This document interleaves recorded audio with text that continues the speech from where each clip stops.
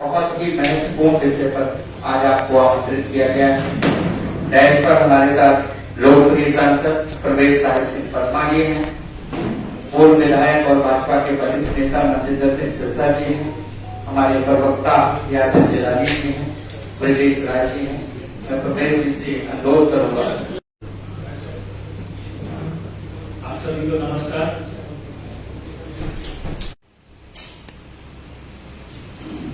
और हम दिल्ली सरकार का, आम आदमी पार्टी का, अरविंद केजरीवाल का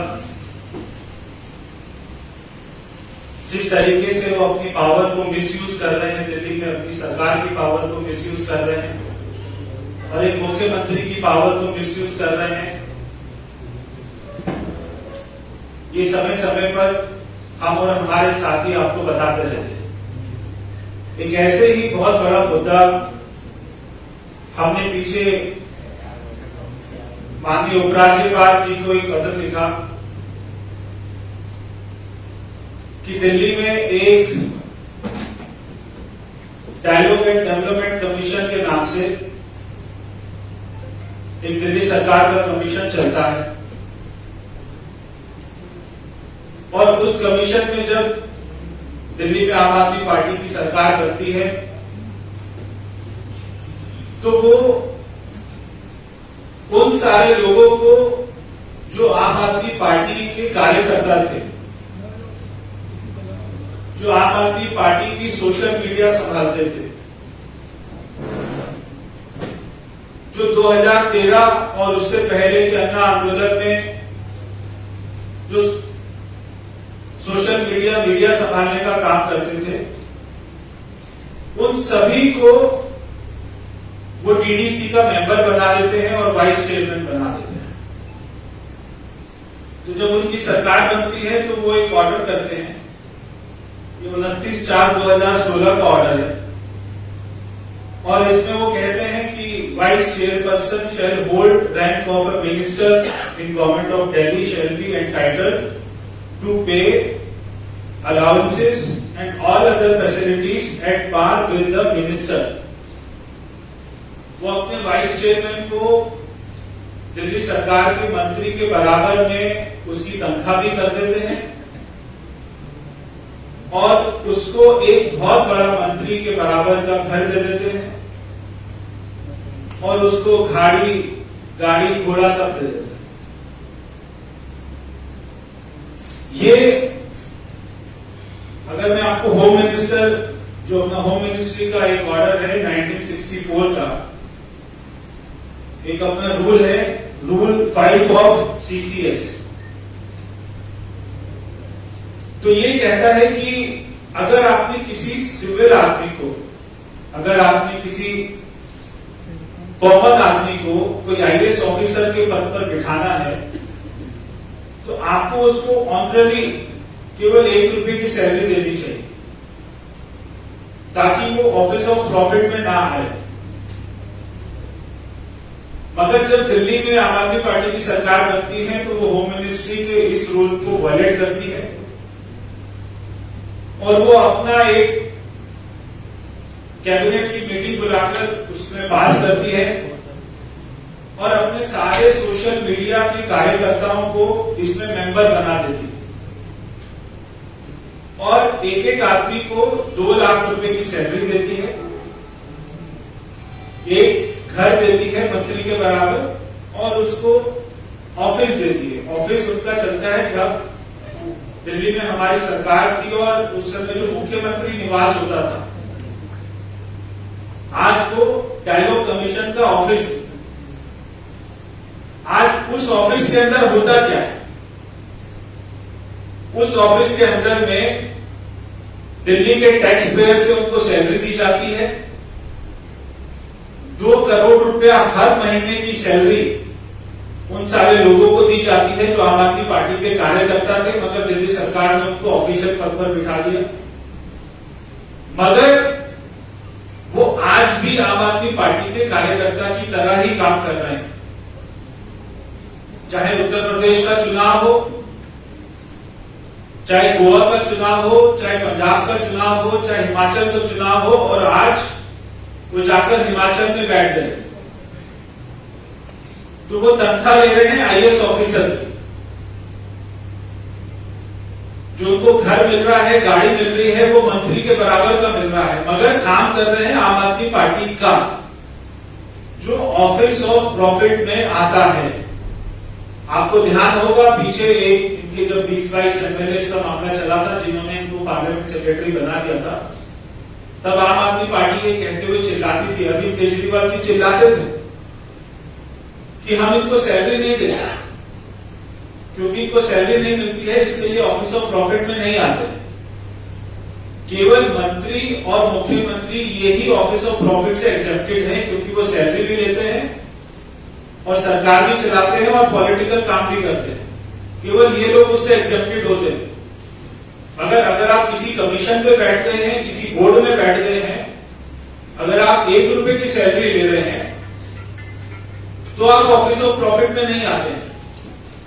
मगर अगर दिल्ली सरकार रूल को सबको तोड़कर, होम मिनिस्ट्री के सारे रूल को तोड़कर और अपना एक नया रूल क्रिएट कर देती है और कहती है कि नहीं, हम इनको सैलरी भी देंगे, प्रॉपर सैलरी देंगे, जितना आईएएस ऑफिसर को सैलरी मिलती है उतना सैलरी हम अपने कार्यकर्ताओं को देंगे।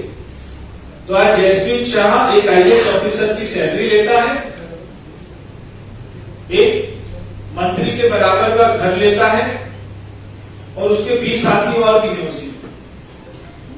और जो मुख्यमंत्री निवास है उतना बड़ा उसका ऑफिस होता है, और शाम को वो किसी टीवी चैनल के ऊपर में आम आदमी पार्टी का स्पोक्स पर्सन बनकर बैठ जाता है। तो आज एक बहुत बड़ा ये काम हुआ है कि जब मैंने एलजी साहब को ये मैंने कंप्लेंट करी,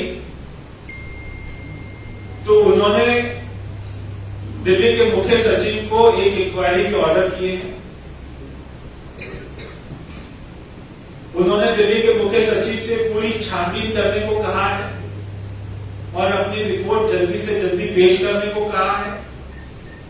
मुझे उम्मीद है कि दिल्ली के मुख्य सचिव बहुत जल्दी ही, जैसे ही अपनी रिपोर्ट देंगे, एलजी साहब उस पर कार्रवाई करके ये सारे आम आदमी पार्टी के कार्यकर्ता जो दिल्ली का, जो इनको काम करना चाहिए डेवलपमेंट का, वो छोड़कर एक अपनी पार्टी का काम दिल्ली के लोगों के जो टैक्स के पैसे से सैलरी लेकर कर रहे हैं, ये आज तक कभी किसी देश में किसी सरकार ने इतना घोर जो है, इतना घिनौना काम नहीं किया है।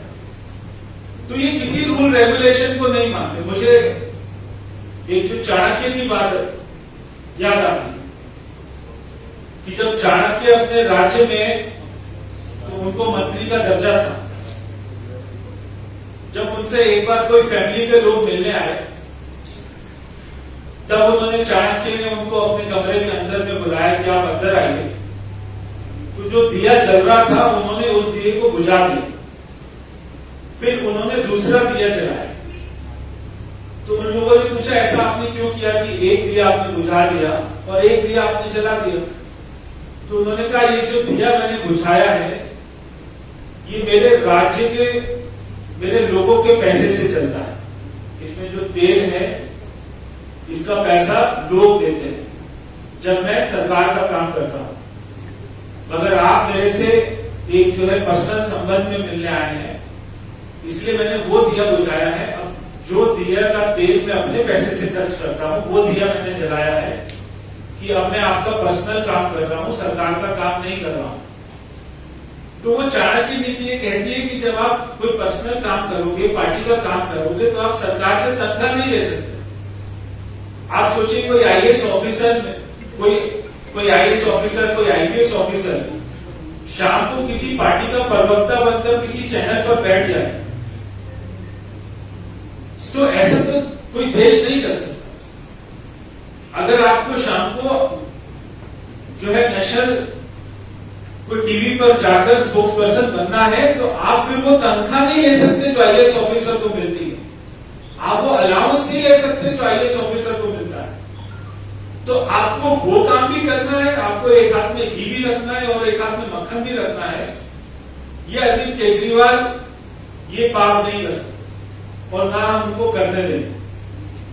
तो मुझे उम्मीद है कि जो दिल्ली के उपराज्यपाल महोदय ने एक इंक्वायरी के ऑर्डर किए हैं, इसके ऊपर जल्दी ही वो कोई निर्णय आएगा और दिल्ली के लोगों के साथ में एक जो है न्याय होगा।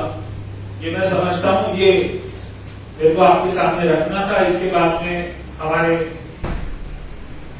भाजपा नेता मनजिंदर सिंह सिरसा जी वो भी एक अहम बात आपके सामने रखना चाहते हैं, जो आज एक जो है प्रमुख अखबार में छापा है एक रिपोर्ट, उसके सामने आपको रखना चाहते हैं। मनजिंदर सिंह सिरसा से अनुरोध है अपनी बात।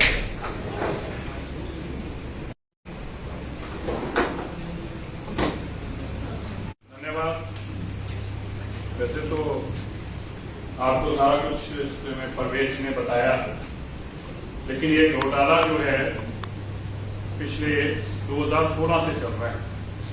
तो औसतन अगर हम मान के चले तो तकरीबन 24 करोड़ रुपया हर महीने हर साल इस पे लगाया जा रहा है और लगभग पिछले 6 सालों में आप अंदाजा लगा सकते हैं 125 करोड़ रुपया जो अरविंद केजरीवाल को अपनी पार्टी की जेब से देना चाहिए था, वो जैस्मिन शाह जैसे लोगों पे ऐसे 20 और लोग जो उन्होंने पाल रखे हैं जिनका काम दिल्ली के लोगों की जेब का पैसा चुराकर पार्टी का काम करना है, ये उन पे लग रहा है। हमें उम्मीद है कि जल्दी ऐसे लोगों पे कार्रवाई होगी जो सरकारी बंगला लेकर बैठे हैं, सरकारी गाड़ी इस्तेमाल करते हैं।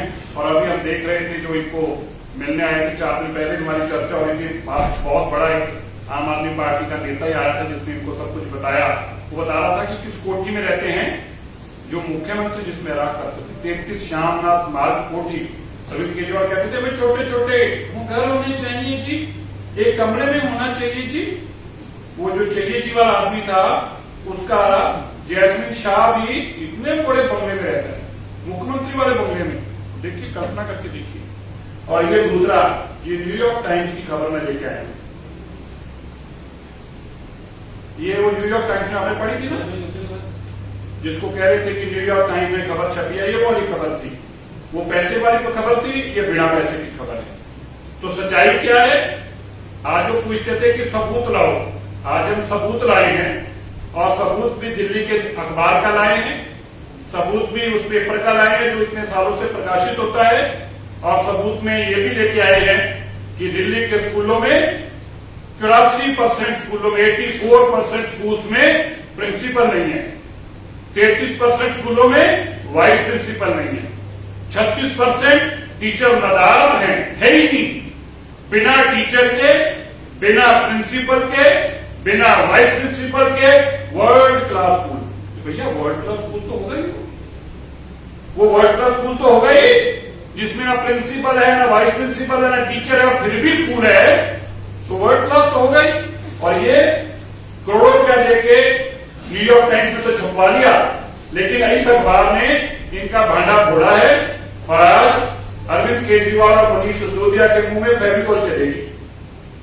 हम सोच रहे थे आज अखबार के फ्रंट पेज पे छपाए मेरे भाई, अरविंद केजरीवाल जी मैं आपको बताना चाहता हूं, ये जो बड़े बड़े लोग हैं ना जिनके जहाजों में आजकल आप जाते हो, ये दिल्ली के अखबार में छपा है जी, और ये वाली खबर जो है जी आपके घर में आपकी धर्मपत्नी ने जी, आपके बच्चों ने भी पढ़ी होगी जी, लेकिन आप आज इस पर नहीं बोल रहे जी।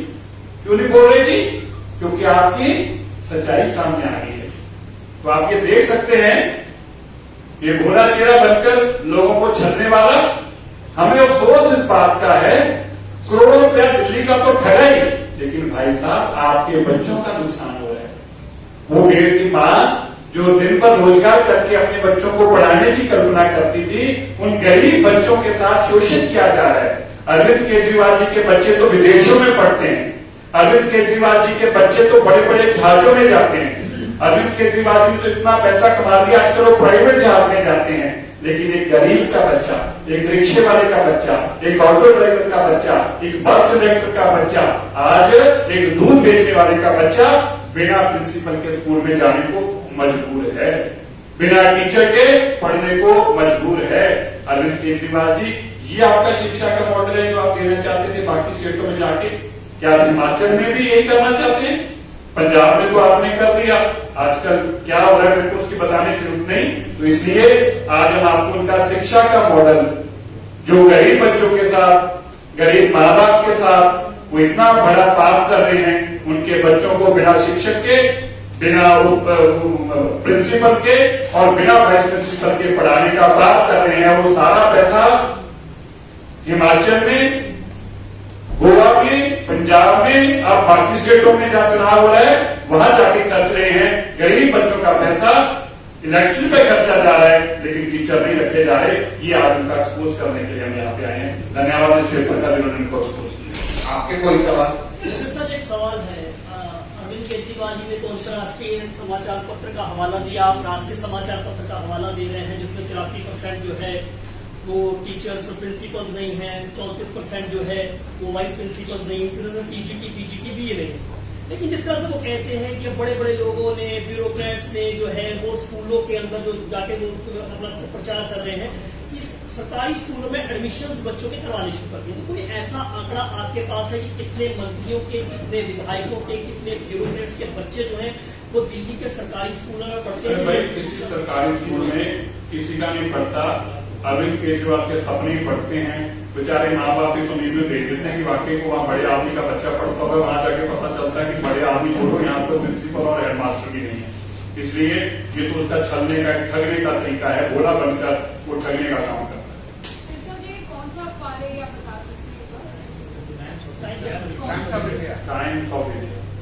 ये न्यूयॉर्क वाला बिकाऊ अखबार नहीं है, हमारे भारत का अखबार है, बिकाऊ नहीं। इसलिए ये आज की खबर जो है वो देश के अखबार में छपी है। और मुझे वैसे उम्मीद नहीं है, अरविंद केजरीवाल तो कहाँ देश के अखबारें पढ़ते होंगे, वो तो प्राइवेट जेट में जाते हैं, उस जहाज में तो विदेश की अखबारें पढ़ी होती हैं। लेकिन अगर उन्होंने नहीं पढ़ी तो आप में से तो जाकर उसको जरूर पढ़ाएं। धन्यवाद। और जी एक सवाल है, दिल्ली की जितनी भी सरकारी संपत्तियां हैं, चाहे वो वक्फ बोर्ड की रही हो या सरकारी जो बिल्डिंग है, उनके दुरुपयोग के आरोप आप लोग लगाते रहे, क्या कभी कोई एक्शन की बात हुई है या कोई एक्शन हो रहा है? देखिए, आपको बहुत ही अच्छा सवाल आपने किया कि वक्फ बोर्ड में बहुत सारी संपत्तियों का दुरुपयोग हो रहा है। अभी जो अमानतुल्लाह खान के यहाँ पे रेड हुई है उससे भी हमें को पता लगा, और पीछे भी बहुत सारी शिकायतें आई थी। हम उपराज्यपाल जी को एक अपना विस्तृत जानकारी अभी देने वाले हैं, उनको सूची देने वाले हैं कि कहां पे कैसे कैसे दुरुपयोग हुआ है और कैसे जो है करोड़ों अरबों रुपए की प्रॉपर्टी को इन्होंने जो है किसी के नाम पे रजिस्ट्री कर दी है, किसी को अलॉटमेंट कर दी है या किसी संस्था को दे दिया है। क्योंकि वक्फ बोर्ड के पास में दिल्ली में आज 1-2 एकड़ नहीं है, जितनी पीडीए के पास में प्रॉपर्टी है उससे ज्यादा नहीं तो कम भी नहीं होगी, इतनी ज्यादा प्रॉपर्टी है वक्फ बोर्ड के पास। तो इसका आगे एक बहुत बड़ा भंडा हम अपना फोड़ेंगे, आपके सामने आएंगे। जो लिखना है उसमें मेन एक्यूजेशन क्या है डीडीसीए के बाद? देखिए, वो एक जो है एक आम नागरिक थे, जब वो सरकार ने उनको डीडीसी का वाइस चेयरमैन बनाया तब वो एक आम आदमी पार्टी के कार्यकर्ता थे, और उसको अगर उन्होंने वाइस चेयरमैन जब बनाया तो रूल ये कहता है कि अगर आप किसी कॉमन आदमी को किसी सिविल पोस्ट पे बिठाते हैं जहां पर कोई आईएएस ऑफिसर बैठता है तो आप उसको ऑनरली 1 रुपए की सैलरी दें, तब तो वो ऑफिस ऑफ प्रॉफिट में नहीं आए। मगर दिल्ली सरकार ने रूल चेंज करते हुए उनको एक आईएएस ऑफिसर की सैलरी दी, एक उनको मंत्री जितनी सैलरी ले रहा है उतनी सैलरी दी, एक उनको घर दिया, गाड़ी दी, सब कुछ अपना फैसिलिटी दी। उसके बाद में अगर वो ये काम करते रहते तो भी ठीक था, मगर आप उस पोजीशन पे रहते हुए, सैलरी लेते हुए, आप शाम को आम आदमी पार्टी का स्पोक्स पर्सन नहीं बन सकते। आप दोनों काम एक साथ नहीं कर सकते कि आप अपना सिविल पोस्ट पर भी रह रहे हैं, आप जो सरकार से सैलरी भी ले रहे हैं, और आप आम आदमी पार्टी का कार्यकर्ता स्पोक्स पर्सन बनकर नेशनल टीवी पे जाकर डिबेट भी कर रहे हैं। ऐसे नहीं कर सकते। सोमनाथ भारती को लेकर आप लोग भी काफी वोकल रहे हैं, आप लोगों ने प्रदर्शन भी किया, उस पर अभी कोई कार्रवाई नहीं हो पाई है कब्रिस्तान वाले लैंड को लेकर, उसमें क्या कुछ कार्रवाई हो रही है। पहली बात तो जो मुद्दा उठा है वहां पर कोई कब्रिस्तान नहीं बनाने देंगे। जो भी वहां पर इंक्रोचमेंट हुई है उसको वहां पर डेमोलिश किया जाएगा और सोमनाथ भारती और जो भी ऑफिसर उसमें इन्वॉल्व थे दिल्ली सरकार को उन पर भी कार्रवाई। एक आखिरी सवाल है, सीमापुरी में जो आज घटनाक्रम हुआ, वहाँ के लोग परमानेंट परेशान रहते हैं, इंक्रोचर्स ने पूरी जगह घेर रखते हैं। सारे इश्यूज मिक्स कर दिए आपको बहुत